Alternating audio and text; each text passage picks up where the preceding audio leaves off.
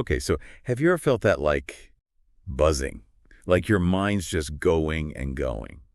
And there's all this information, all these thoughts, and you just want to make sense of it all without, feeling totally overwhelmed. Yeah, it's something I think a lot of us can relate to, right? Wanting to learn, but not feeling totally bombarded. So that's what we're doing today, a deep dive. We've got this whole mix of stuff we're going to look at, from people talking about finding peace to actual guides on how the brain works, and the goal to help you figure out happiness, how to stay present, how to accept yourself, and even how to handle that inner critic we all have sometimes. Yeah, that voice can be pretty relentless sometimes. Yeah, for sure. So to do this, we've got some really interesting books. We have Dan Harris's 10% Happier, which is super honest. There's also Awakening Conversations with the Master, full of wisdom and mindfulness in plain English, with some great advice. And that's not all.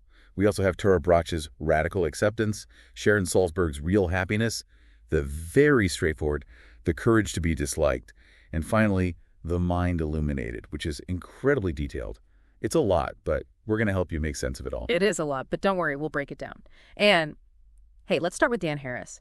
His story is a great example of someone who dealt with a lot of inner chaos in a very public way. Oh, yeah. His panic attack on live TV. I mean, that's got to be one of the worst places for that to happen. Yeah. He talked about it as raw animal fear, like a paralytic wave of panic. Right. It really makes you think, like, anyone can have these struggles no matter how successful they seem on the outside. Like, at that point in his career, he'd gone from local news to co-anchoring World News Now, then a correspondent at ABC.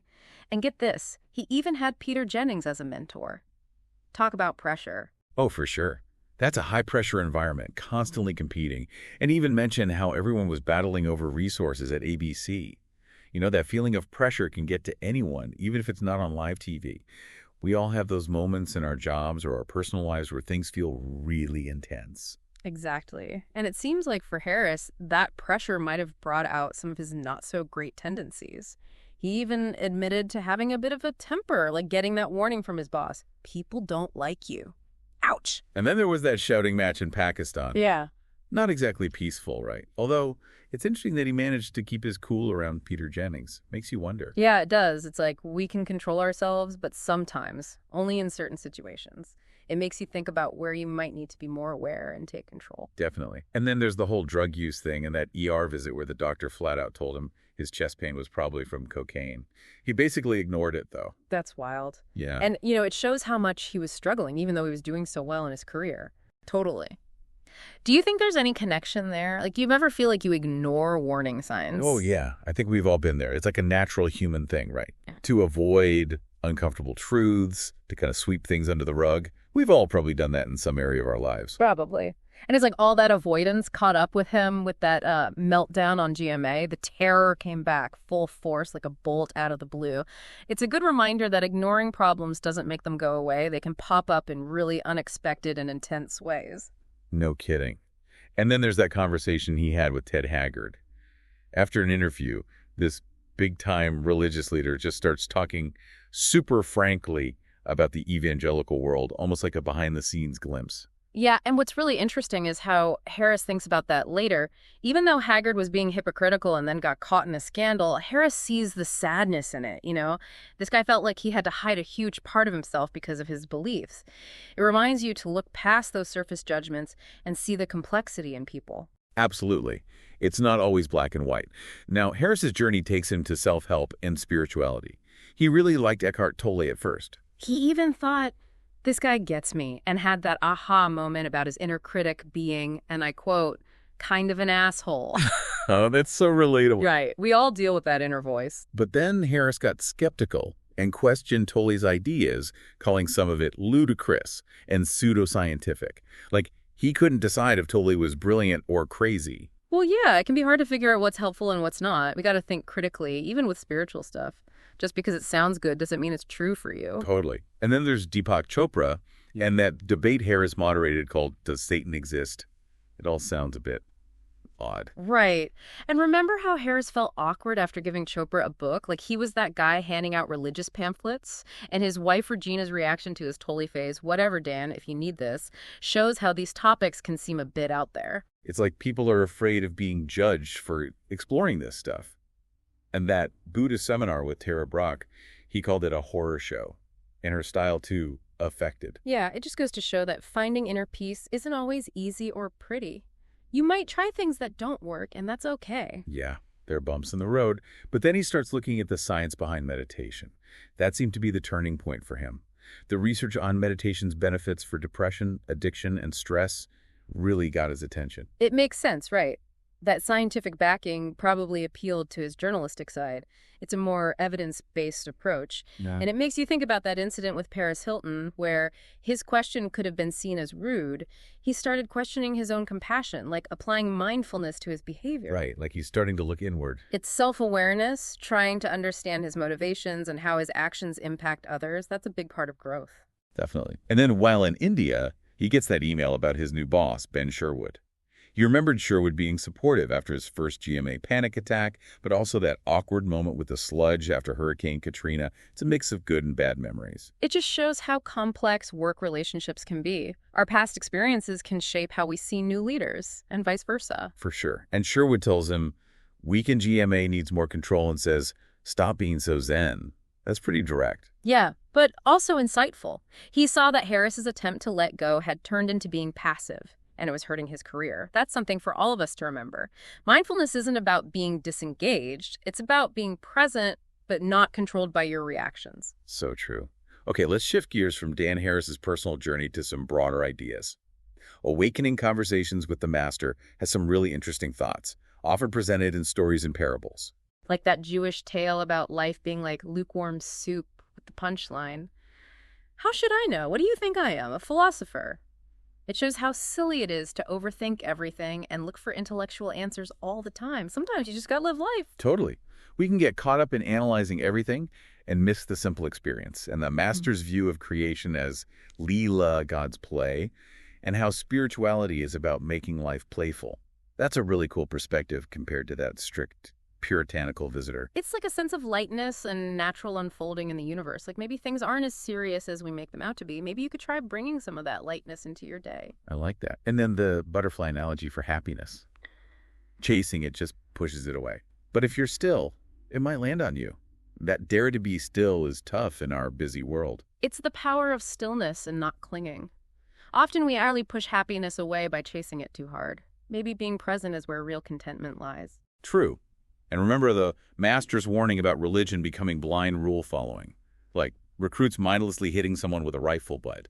It's ritual without meaning. Yeah, it shows the danger of just following rules without understanding why. It's a reminder to question any belief system and understand the reasons behind it. Okay, now for some practical guidance. Bhante Henepola Gunaratada's Mindfulness in Plain English. This book explains mindfulness simply and clearly. The main point is, mindfulness is bare attention to whatever's happening right now without judging or trying to change it, without repression. The key is distractions and feelings are normal and they'll pass. You don't need to fight them. That's a relief. Especially when you're new to mindfulness. It's okay if your mind wanders.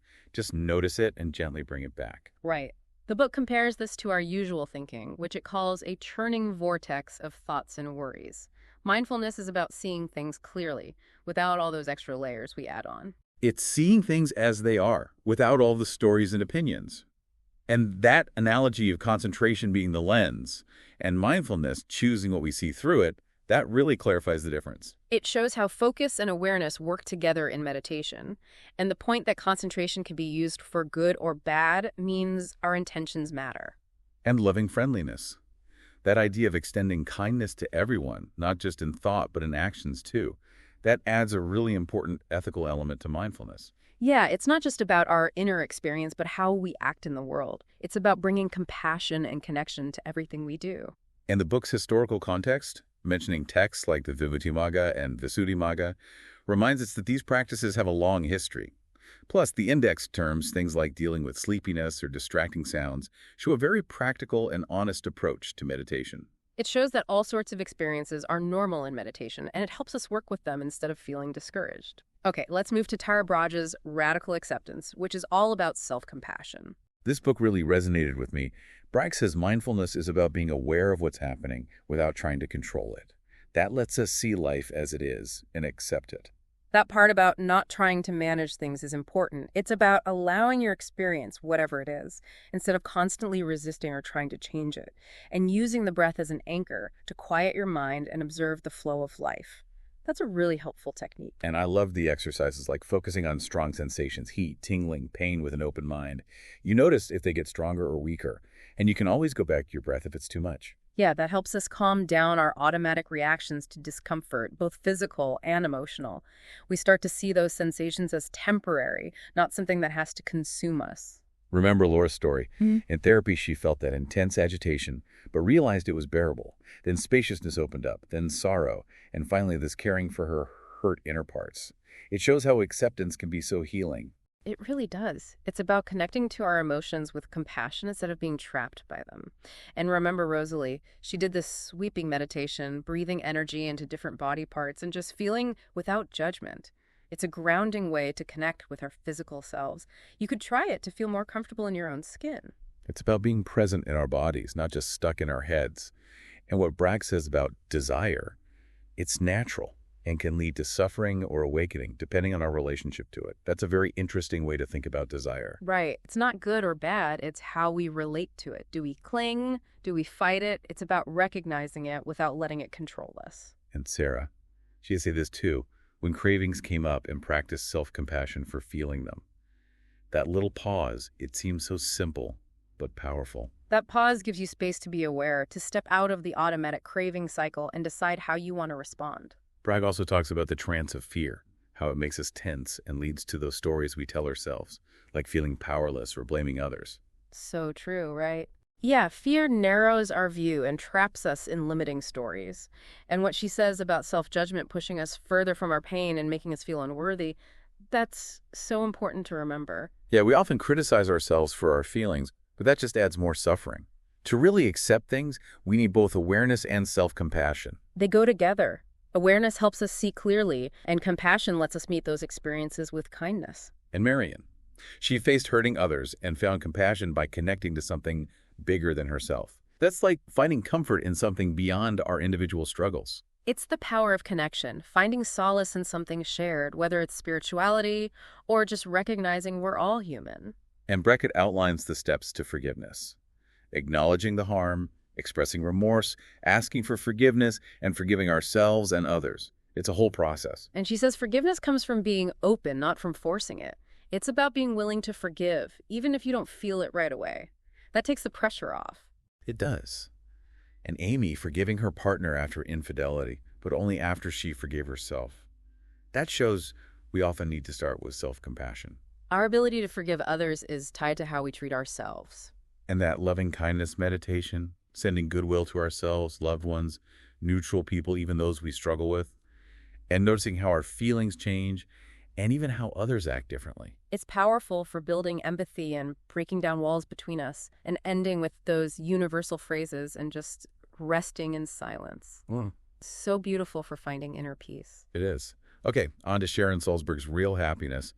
This book's a practical guide to meditation, and even Elizabeth Lesser and Ram Dass recommend it, which says a lot. Yeah, this one bridges ancient wisdom and neuroscience. Salzberg talks about studies showing how meditation actually makes the brain circuits for concentration, problem-solving, and well-being stronger. It literally makes us happier. And she quotes Richard Davidson, who calls the brain an incredible learning machine.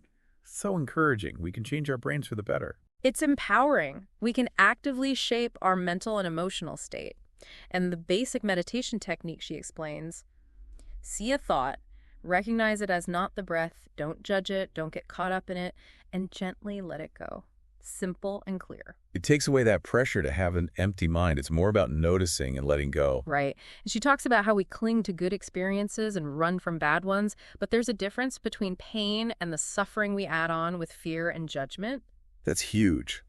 The pain might be unavoidable, but we can learn to untangle ourselves from that extra layer of suffering. And mindfulness helps us be present with those tough feelings without being overwhelmed. Exactly. And the steps she gives. Recognize, accept, investigate, and don't identify. It's a practical way to handle your emotions. It's like having a map for your emotions so you're not lost in them. And always having your breath to come back to when things get tough. It's a safe place. Yeah, your breath is a stable point in all the chaos. And she also talks about judging our feelings, like I shouldn't feel this, or I'm weak. We need self-compassion and to focus on what we're experiencing right now without criticism. Self-compassion is so important, right? Yeah. Like being as kind to ourselves as we'd be to a friend who's struggling. And the loving kindness practice, she explains, sending good wishes to ourselves and others, even those we dislike. It's like consciously choosing positivity and kindness. And Salzberg reminds us that meditation is different every time. Some sessions are easy, some are hard, but even the tough ones teach us something. It's not about every session being perfect. It's about the big picture, changing how we relate to our experiences. That's real transformation. Exactly. Okay, let's switch gears completely. The courage to be disliked and Adlerian psychology. This is a very different perspective from what we've been talking about. This book starts with a bold statement. Yeah. The philosopher says life is actually really simple, and the young guy's like, no way. It's a cool way to start the conversation. Yeah, the young guy wants to argue and prove the philosopher wrong.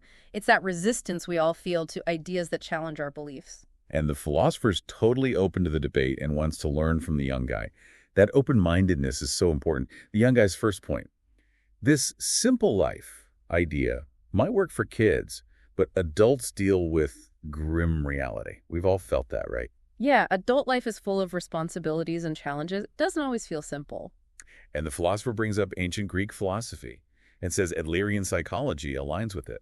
He mentions Adler breaking away from Freud and this concept of individual psychology. It's good background info. It sets up Adlerian psychology as its own thing, different from Freud. And then they argue about trauma. The philosopher says it doesn't exist as a direct cause of our problems. He thinks we choose how we interpret our experiences based on our goals, not just our past. That's a big claim. Right. It challenges the idea that trauma automatically dictates our problems. It's more about how we interpret the past and use it to make decisions now. And he lays out the main points. Life is simple, problems come from relationships, people act with purpose, and we can change by choosing a new way of life. The bottom line. Unhappiness comes from not having the guts to be happy and make that change. That's pretty empowering. It puts the power back in our hands. We're not just victims of our circumstances. We can actively shape our happiness. And he says the young guy dislikes himself to avoid relationships and potential rejection.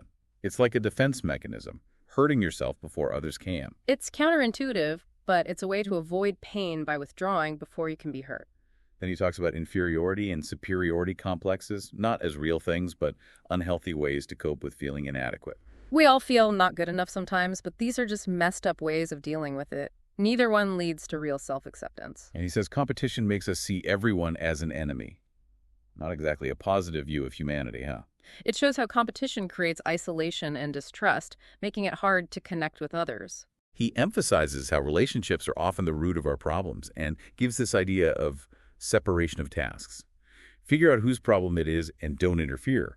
Great for setting boundaries. It's about having healthy boundaries, taking responsibility for your own life, and protecting your space. The goal of relationships, according to Adler, is community feeling, that sense of belonging and contributing to something bigger. It's shifting from what can I get to what can I give. It's about shared purpose and belonging. And he challenges that desire for recognition, saying it's actually selfish, even for those who try to please others. It's like saying even seeking approval can be about our own ego, not truly caring for others. Then he explains commitment to the community is about giving, not taking, and facing work, friendship, and love with that outward focus. That's a more fulfilling way to live. It's about purpose beyond your own needs. And the danger of seeing one community, like work or school, as everything. That can make you feel lost when things go wrong. We need a broader sense of belonging, so our whole identity isn't tied to one thing. I love that example about parents comparing their kid to some impossible ideal. He says just appreciate them for who they are, starting from zero, not subtracting from an ideal. It's about accepting and appreciating people for who they are, not for how they measure up to some standard. And how those boss-subordinate relationships can mess up all our relationships, creating this sense of hierarchy everywhere. We should build relationships based on equality and respect, not feeling superior or inferior. So feeling okay with yourself requires seeing others as equals, which means you need to accept yourself and trust others. Our inner state and our relationships are really connected. And he talks about contributing to others, even in small, unseen ways. That feeling of being useful is happiness. Real happiness doesn't come from recognition or stuff, but from making a difference for others. And last but not least, energio life, where the process is the outcome. like enjoying a whole trip to Egypt, not just reaching the pyramids. It's appreciating the present moment and finding meaning in the journey, not just the destination. Okay, wow. We've covered so much. Last stop, The Mind Illuminated by Culadasa. This book gives a detailed map of the different stages of meditation and a model of how the mind works. It's more technical, but so valuable for anyone wanting to understand their mind. What's cool is how structured it is, like step by step for understanding and training the mind. He lays out 6 stages, from establishing a routine and dealing with mind wandering to tackling even subtle distractions. It's a map for your meditation journey. And he talks about the power of intention, both the ones we set consciously and the unconscious habits that drive us. By acting on our intentions, we can actually reprogram those deeper habits. That's powerful, right? It is. Consistent effort can change our mental habits. Mm. And the mind system model, it has all these unconscious subminds constantly exchanging information, which we then become aware of. It's a new way to picture how your thoughts and feelings work. He says our conscious mind doesn't create thoughts. It's more like a space where these unconscious processes happen. Mind-blowing, right? Yeah, it challenges the idea that we're in control of every thought. New skills and insights come from the whole system working together. And everything we're aware of, even our sense of self, are just mental constructs made by our unconscious mind. It's like our sense of self isn't fixed, it's built by our mind. And he explains how attention analyzes our experience, while peripheral awareness gives us context. The two together help us respond to the world. Right, new things pop up in our peripheral awareness, which then tells our attention where to focus. And that focused attention trains our peripheral awareness.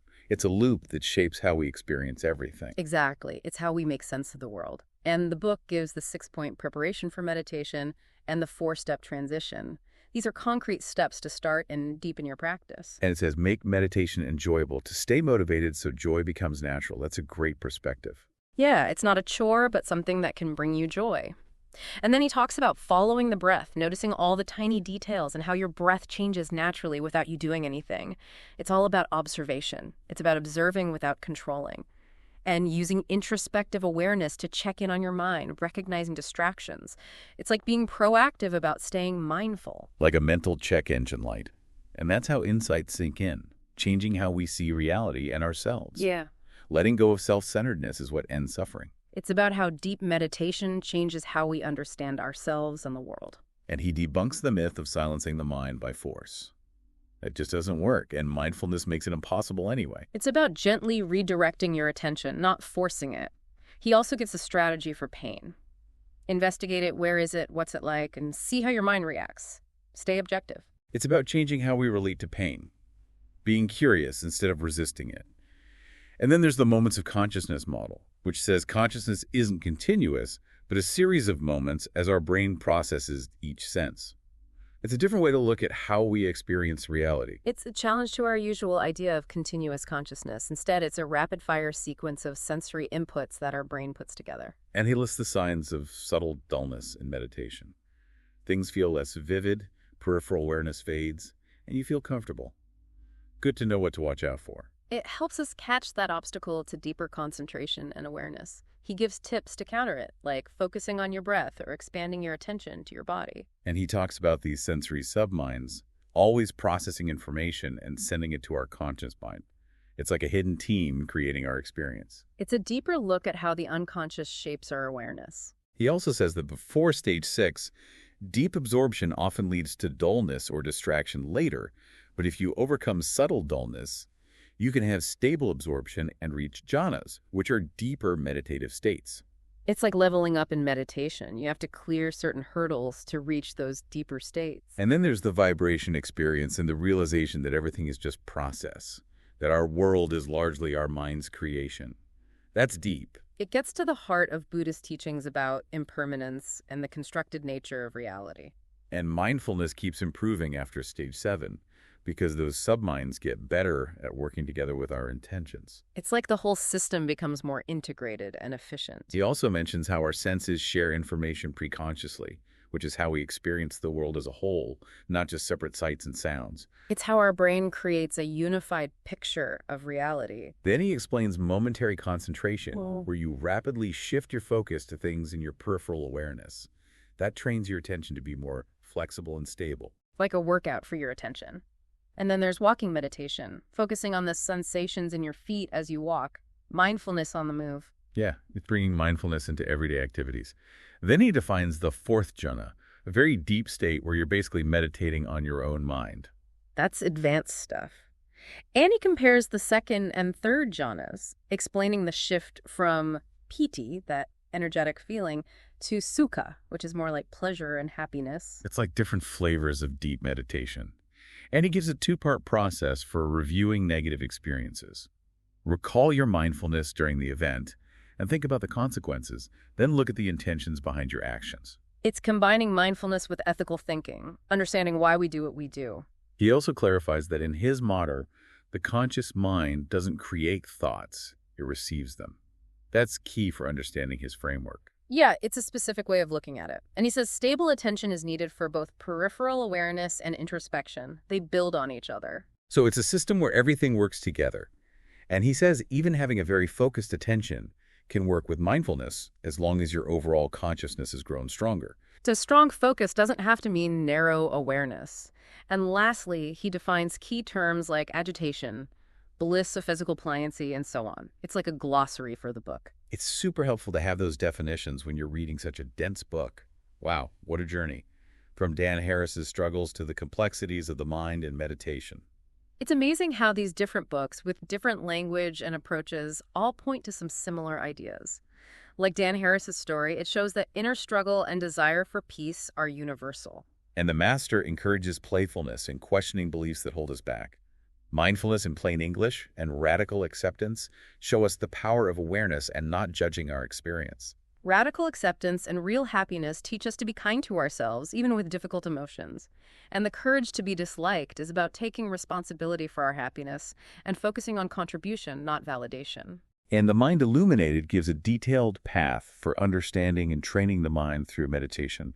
It's a lot to think about. It is. So what small shift in your awareness or approach to your thoughts and feelings could you try today? Maybe apply that energy idea to a challenge you're facing, finding value in the process, not just the outcome. Those are good questions to ponder. We hope this deep dive gave you some shortcuts to understanding these important parts of life and maybe even sparked some new insights. Keep exploring, maybe dive deeper into the books that spoke to you. Thanks for joining us.